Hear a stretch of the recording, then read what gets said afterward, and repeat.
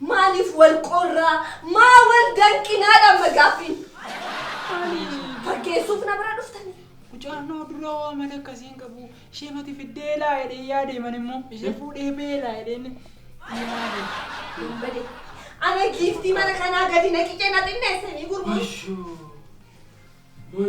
نوجس أنا كيفتي لا بكيسة لا بتي ما تبليني أنا كيفتي لا أتي ما تادي كيفتي لا من أنا هن ما قدرنا قدي ندرسه أنا الكسام مورجدا سيرتو ميو إيسا هم بربادسين يوتا دارا بدروتي سان ديبسين maqaan koo seenaa badhaaneen jedhama. Waltajjiin beeksisachuudha tokkoffaa irratti lammaffaa irratti immoo daldaltuudha.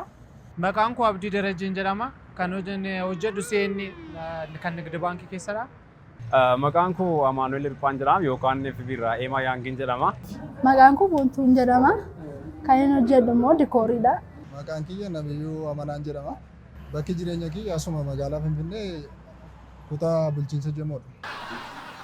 murtii olaantummaan seera akka bajamu. Mira koon qabu seerumaan wal gaafanna. Kakana hin dagatiin. Afraniin yeroo baay'ee nan ilaala. OBN TV irrattis nan ilaala. YouTube irrattis nan hordofa. Diraamaa Afrariin sirriitti ni ilaala. Muluu isaaniin beeka.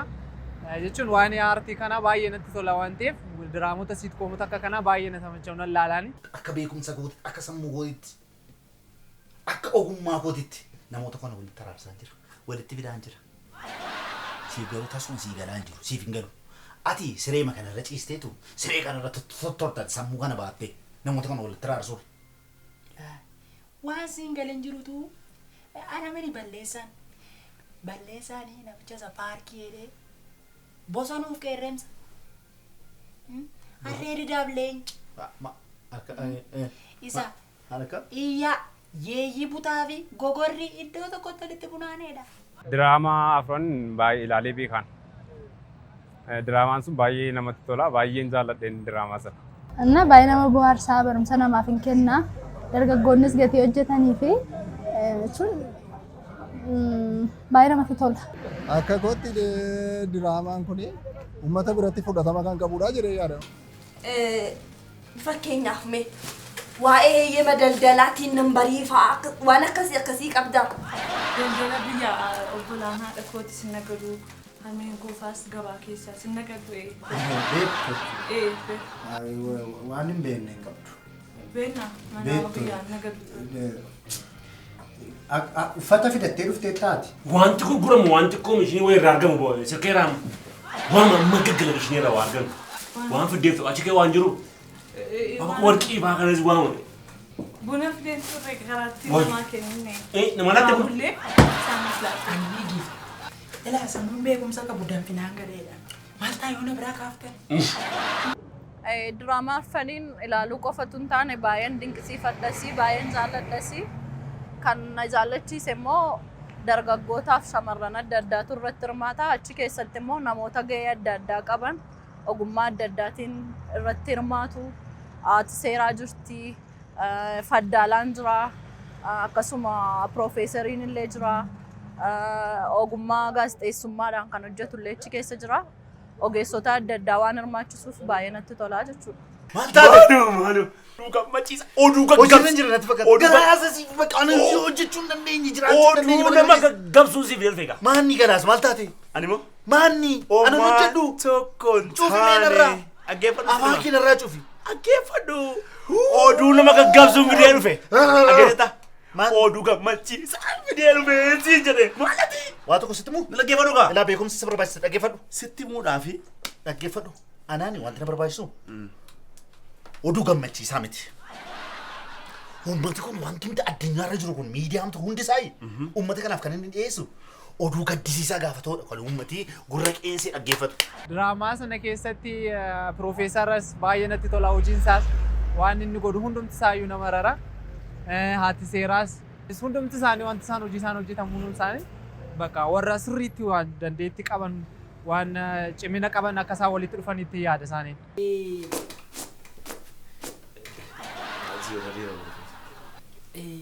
Garuu giiftiin ati murtoo gaarii murteessite. Eegalaa. Maaf yoo jettee rakkina tikseereetii irra ga'u beekan. Namni gaalaa jiraatu rakkoo maal akkas irra ga'u beekan. Eegalaa kana qofa miti. Namni hoolaatisu, namni jabbeetisu rakkoon akkamii akka irra ga'u beekan. Ani gaafa jabbattiin marrattu, gaafa hoolattiin marrattu, duukaa marrachuu dhiisuun kee cimina keeti kun beekumsa keedha. Sii galaa. Dhugaadha diraamaa sana irratti wantoota baay'ee jira. Aartii gosa garaa garaadhaan hojjetamee jira. Koomeediidhaan jira. Wantoota nama barsiisuun sababa jiru baay'ee namatti tola. Hundumti isaaniiyyuu jechuudha. Baay'ee kanaaf kan inni adda godhe immoo inni koomeediidhaan jira. Wantooti kan nama taphachiisan jira. Noormaal siiriyees ta'anii hojjechuudhaan jira. Baqa yeroo baay'ee waan garaa garaadhaan sababa jiru baay'ee namatti tola. Hundi isaayyuu namatti tola koomeedii diraamichi jechuudha. Nama kan birattis akkuma natti tole fudhatama qaba jedhee yaada. Kan namatti tolu dargaggoonni asirratti hirmaatan illee ijoollee reefuu umuriidhaan sadarkaa tokko irra jirudha jedhee waan nama nuuf. Saniif jecha isaanillee itti gammadanii akkuma itti gammade namni kamiyyuu itti gammada jedhee yaada. Baay'ee gaafan diraamaa kana jalqabatti argee baay'ee natti tole naan. Haaliif dargaggoota akkamii akka isaan ta'an waan hin beekuuf nama meeqa akka isaan barsiisaa jiran addunyaa guutuu barsiisaa jiru malee nama tokko lama miti. Situ nama. Situ sammuu isaatiin nama yaadudha waan ta'eef amaanaa sitti kennadhee deemeen talatan adaraa kee obboleessa koo maaloo. Ilaa sitti immoo ani nama akka koo ija lama qabu, gurra lama qabu, afaan funyaan qabu, miila harka qabu dhimma na eeguuf hin qabu. Abbaan ofaa eegu. Yoo moolakii nuun qomoomaan of hin dandeenyu nama nu eegate ta'e immoo waardiyaa ramadii. Maal adaraa kee amaanaan irraa fudhu gidaadaa maaloo. Tanuma na gargaari. Giifti innumti sitti dhufu kun meesiinis fuudhee deeme maaloo narraa deeme giifti maaloo. Amaanaadhaaf illee hin taatu maaloo. Ammaaf malee si rakkisu wayita biraatiif. Nufee.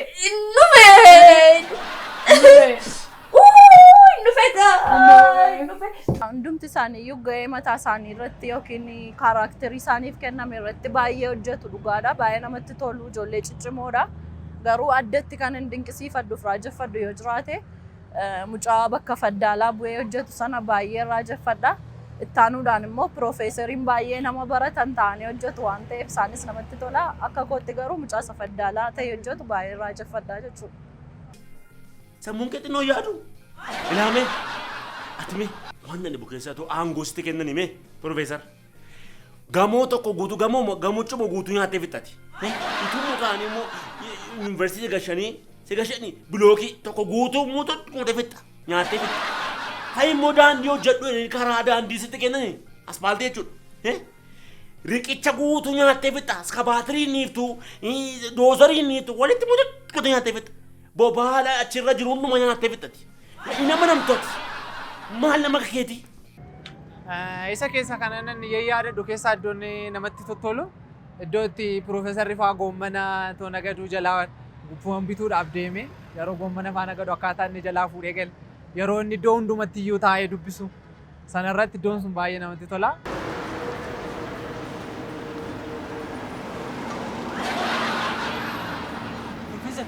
Professor.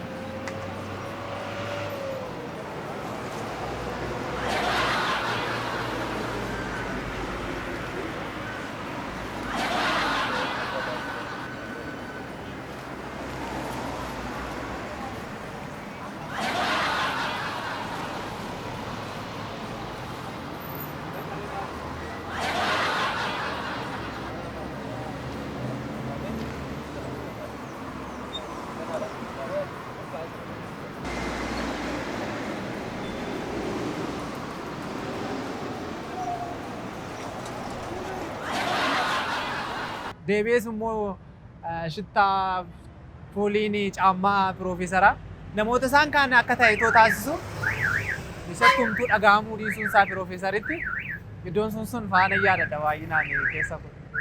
Yaa yeroo jalqabaatii fi kan kutaa jalqabaa keessatti jechuudha. Baay'ee wanta natti tole tokko jira.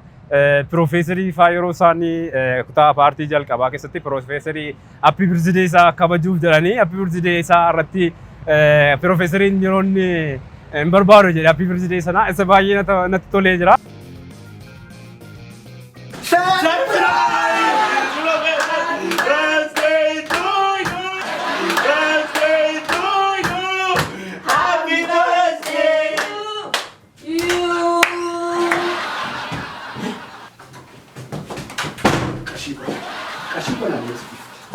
Sitti meeraa ansilee sinitti meeraa qarshii qonna deemsa.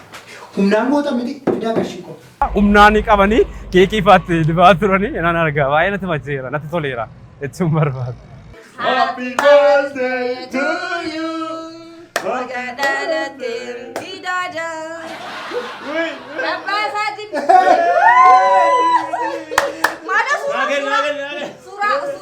Suuraa. Bilbilli keenya si jira. Suuraa kaasi.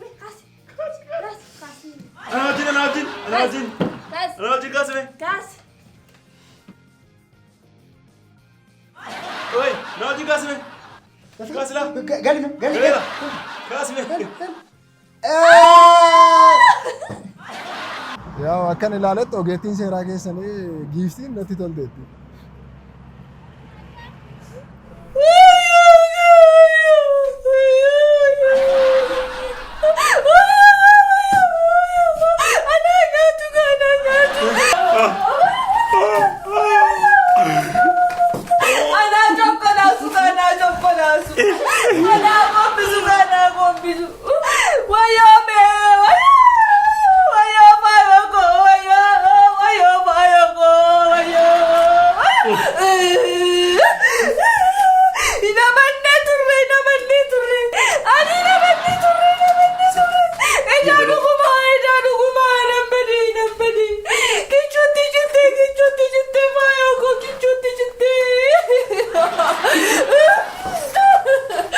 Dhugaadha diraamaa sana keessatti baay'ee koomeediis ta'e hundumti isaanii baay'ee jaalladheerani. Maaliif amma ammaatti koomeedii jiran keessaati dhugaan baay'ee jaalladheera jechuuf nan danda'a. Maaliif yeroo ammaa aartii kana Oromoo keessatti kanadha kan inni argaa jiru tokkoffaa baay'ee deemaa jira. Dhugaa baay'ee Finfinnee kana keessatti ijoollee aartii hundumtu Oromoonni Finfinnee keessa jiraatan hundumtiyyuu ilaaluu qaba. Uummanni Oromoos karaa YouTubeis ta'e karaa foddaa TVdhaani daawwachuu qaba. Maaliif koomeediin kun koomeedii baay'ee jajjabeeffamuu qabudha isa dhugaa dubbachuudhaa fi wantoota nama barsiisudha. Namoonni baay'een ilaaluu qabuun jedhaan. Galaasaa!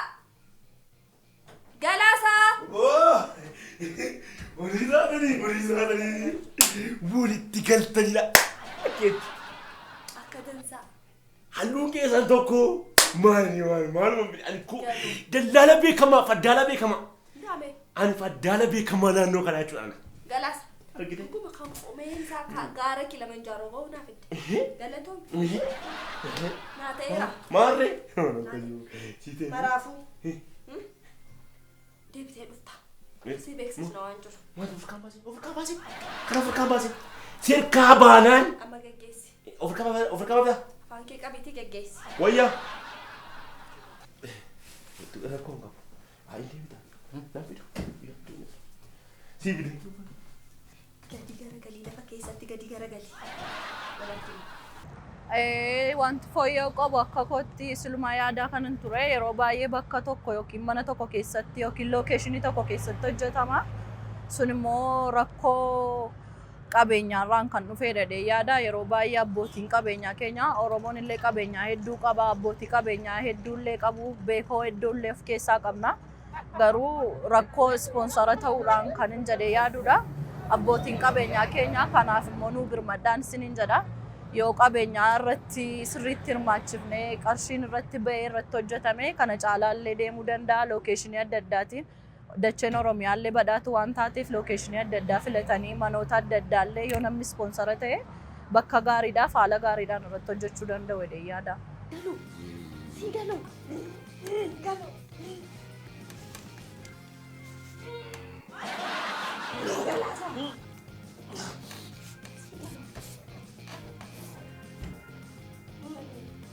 Maaf tuh deh.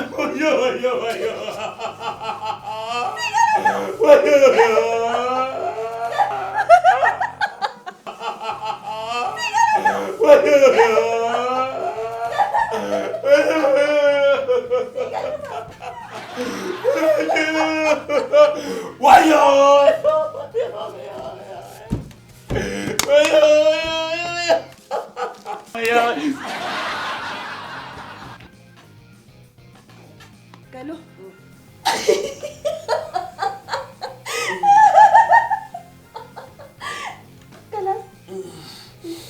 Kwaalitiin wantoota akka fiilmota siitkoomota keenya dura hojjetamaa turan baay'ee isaanii hin beekna.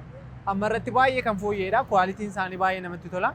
ግን akkaataa isaan iddoo isaan itti hojjetan wanti eriyaa tokko qofa keessa ta'uusaa sana irratti too sirreessanii bahanii too nu hojjetanii namoota gurguddaa jira akka jaarsota afran isaanii irratti karaa ta'een fidanii too itti galchanii waan jira namni keenya namni guddaanis akka isaaniitti wanti gochuu danda'u isaan keessa taa'ee wanti gochuu danda'u namoonni isaanii irrattis waa isaanis namatti dabalanii baay'ee wantoota namatti tolu eegalaniiru.